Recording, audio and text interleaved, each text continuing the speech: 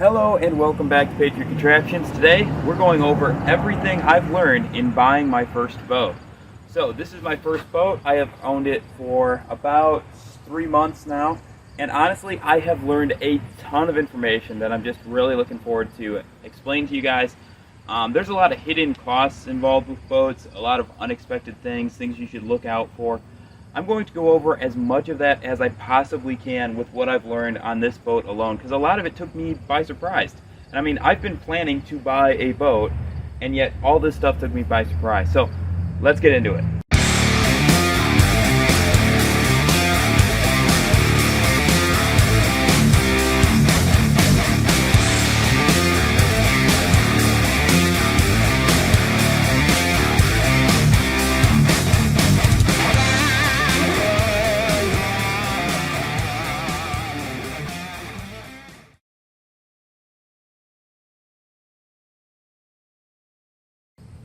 Okay, so the first thing I want to address is the initial cost of the boat.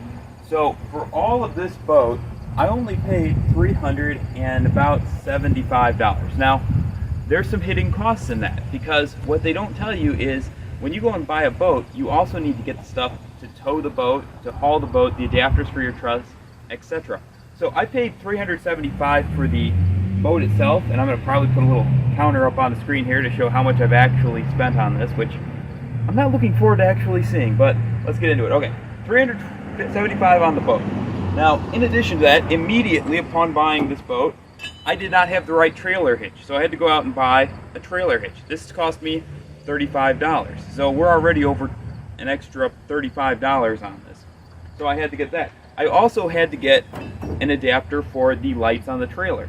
Now, the trailer had one kind of plug for plugging in its lights, and my truck had a completely different, more commercial type plug-in for its lights.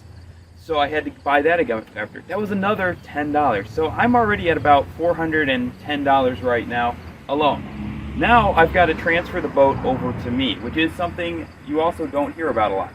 Now, in my state, fortunately, transfer taxes are pretty cheap. I think I paid on this maybe $40 in transfer taxes. I would have to go look that up exactly, but I believe that was about it. I might be off. Now, in addition to the transfer cost of me actually transferring this boat over, I also had to pay for the sticker, which I've covered up just from my security, and that sticker cost me $22 for about 3 years. So obviously that's only summers, so you're going to get 3 summers out of that. So right off the bat, I've got the boat, I've taken it home, I've added another $40 in taxes onto the cost for transferring it over. I've added another $22, so we're up at about 400 and somewhere in the 460 range, I believe, if I'm adding this up right as I'm going along here. Now let's go into the actual repairs I had to do to this boat and just things that I found that were wrong with it. Now, I got really lucky, and I'm not going to say you're going to get as lucky as I did with this boat, because overall I got an extremely good deal. The motor on the back of this has a small 4 horsepower motor, works phenomenally right off the bat, so no issues there. Great deal. And yes, that came with the boat, so we got the boat, the motor, and the trailer all included in this package that I'm going through. Now, the other cost that I need to get this on the water is safety gear. Safety gear is something that if you live on a mainstream river like I do, where you're taking the boat out, the sheriff patrols it, the county patrols it, some guy from the DNR come out and patrols it. Literally, I've seen all 3 of them out there on the same day. It's crazy. You're going to need safety gear. Now that's going to include a life jacket, which I have for my boat, and in some cases you're going to need 2 life jackets. So I have one here. I also have an emergency one on the boat itself, and these you can get them used. I recommend at least having one good one, and it's going to run about $35 as well for a decent life jacket, just to have it on the boat. And depending on your state, be sure to check your regulations if there's anything else you need. But the life jacket itself, let's add another $35 for that. Now there's another part of this that you have to buy to get in and be safe according to the U.S. Coast Guard, and that is a fire extinguisher. Now, this is just a regular fire extinguisher, and it cost us another, I believe it was $30 to get this because the one on the boat was bad. So I had to get a new fire extinguisher, and this is just in case, say, my motor catches on fire. When you're out on the water, you don't want your motor to catch on fire and have fire on the boat because there's nowhere for you to go. So you've got to have some way to put that out. We've got our fire extinguisher here. So we're at the money for that. Then I had to get a whistle, which I can't really show here. There's a whistle back here. That whistle is there just as a means of communication because this boat doesn't have a horn. It's not long enough to be required to have a horn, but I am required to have some type of way of signaling other boats that I exist, which is very handy, especially on a low boat like this when you're out in the water. Other boats may not see you. They're taller than you, they're bigger than you, they're moving faster than you are, and you're out here, especially in a boat like this, being very low to the water line. You may not be visible. I've had a couple instances where I've wondered if the guy coming towards me has actually seen me before he passes me.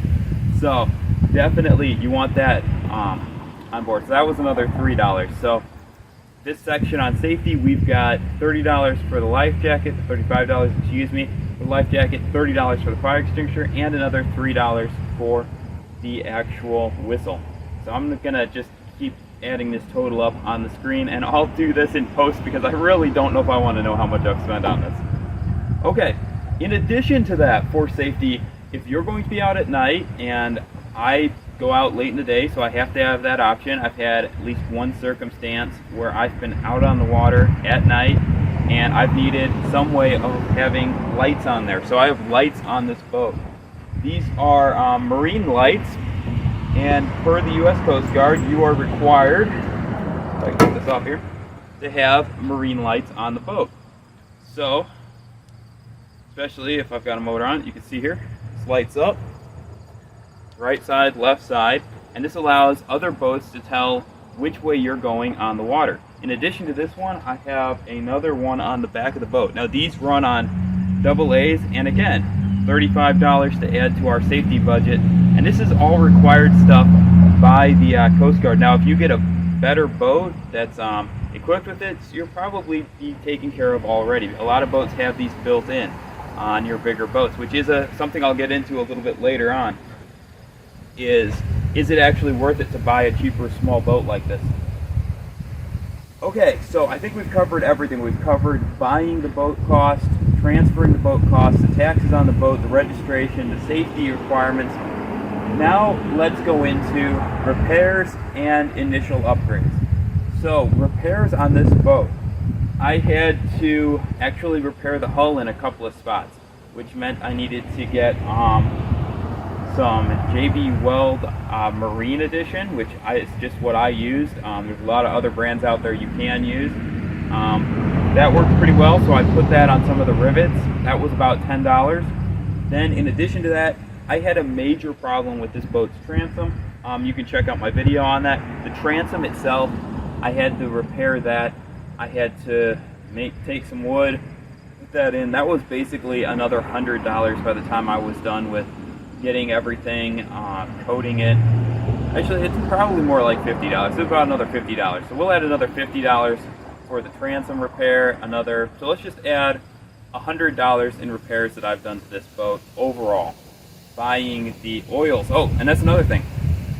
When you buy a boat, you also have to buy the stuff to run the boat and keep the boat up. For example, on this motor, I had to buy both a new type of marine grease, which I use on the motor and on the trailer bearings, which cost me $10, and I had to buy the oil for the actual motor itself, which was another, I believe that was about $17 for the oil that goes in the bottom of the motor set. It actually keeps it lubed up.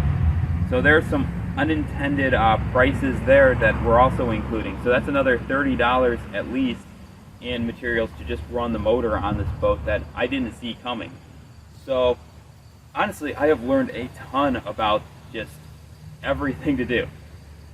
But we're not even in the water yet, okay? Up until this point, we've basically got the boat ready. It's now good to go. U.S. Coast Guard is happy with us. We're registered in our state. Everybody's happy. Now we've actually got to go and get this thing in the water. Oh, and there's another thing here too. you've got to watch out. Depending on the length of your boat and everything like that, you should have your boat insured. Now, I can't give you an estimate on that because every boat is different. And yeah, it's one of those things, depending on where you're at, where you're using the boat, you need to get it insured as well. We've got to also include the cost of where you're going to be launching it. Now, some places you can get away with launching a boat for free. Unfortunately, by me, that's not the case. So I had to go and pay $40 to get a little sticker on the trailer that says that I'm okay to launch here. So that's just per year. So I've got a $40 cost per year to just get this thing launched at 2 little boat ramps. Now, the more you go boating, the more you're going to want to go to different places. And already owning this for 3 months, I got tired of just going to the 2 launches that I got with that sticker. So then I wanted to go to a different launch. Well, that launch happened to be in a different county and require a different sticker. So I was out another $40 for sticker costs to get this boat into the water. So I'm already at $80 in sticker costs just to put this thing in the water and actually go and have a fun day out, which is kind of crazy to think about because I only paid $375 for the boat. I've paid much more than that in just 3 years. If I've owned this for 3 years, I'll pay more than that probably in sticker costs than I will in actually the cost of the boat. So something to think about there. You're going to have to pay the cost to put it in the water wherever you're going, plus the cost of any slip fees if you intend to actually keep the boat on the water. Fortunately, I don't do that. I trailer my boat in, put it in the water, and I'm good to go. Other than that, there are some other expenses that I took as a precaution to make sure that I had them. I have on the boat a nice set of paddles. These were about 15 bucks used, so that was good to have. I picked those up because some of the places I put in are really shallow and I can't actually get my motor in the water. So we'll just put these under the extras category, things that I got that you probably will want to get at some point.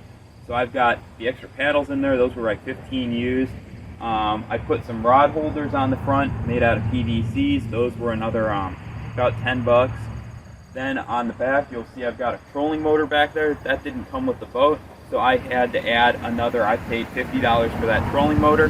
So I've got $50 for the trolling motor. Of course, you get a trolling motor, you're going to need batteries, so I paid another $35 for a brand new just lawnmower battery. Now I know I should have a deep cycle battery on it, but I was new to boating. I bought a lawnmower one, so something to keep in mind.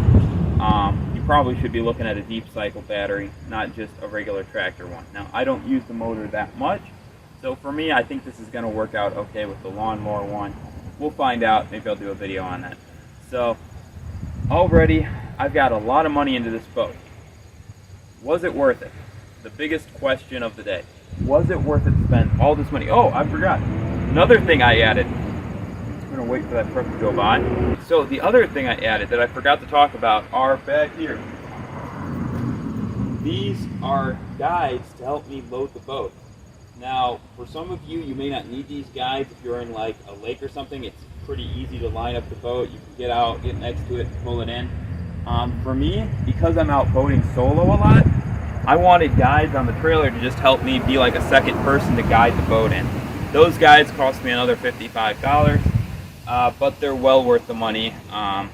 Really helps me out being out there solo, especially loading, unloading on a river where you've got to deal with the currents. Those guides are fantastic for that. So I count it as a win to have them. Do you need them? No, I'll put it as an extra. So that's another $55. Also, depending on your state, something I wasn't thinking about earlier, you're going to have to register your trailer too. I know the state next door to me is like $125 something to register a trailer. It's ridiculous.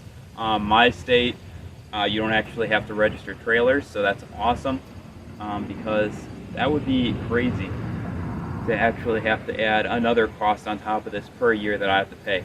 So overall, hopefully this gave you an idea of the cost of owning this boat.